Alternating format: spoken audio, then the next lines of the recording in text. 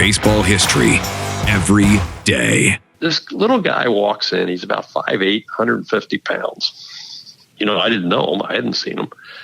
And Harry asked him if he was the bat boy. And the kid looked at him right in the eye and he says, "My name is Lenny Dykstra, and I'm the best player you're going to see here today." So we run him in the 60. Dykstra beats everybody there. And then you take the outfielders and you get them warmed up and you have them throw from the outfield. He threw better than any other outfielder we had there. And these other guys were looking at him like, who is this little guy?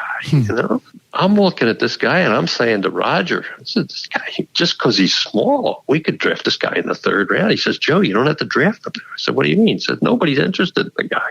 So we get down to we're in the draft. I'm the scouting director. I get down to the 12th round. That's another story. The 12th round, we take a guy named Roger Clemens, who was a junior college pitcher in Texas, whom we didn't sign. And then he ends up going to the University of Texas and coming back and pitching against us in the 86 playoffs. But anyway, Dykstra's 13th. We go in to sign Dykstra. And he says to us, "I'll sign, but only if you send me to A-ball because I'm too good for the rookie league." Lenny, every high school kid that signs begins in the rookie league. And he says, "I'm going to Colorado and I'm going to play for the summer on some summer team out there." So he goes to Colorado and he comes back in 2 weeks. He says, "All right, I'm ready to sign, but I'm only signing if you send me to A-ball."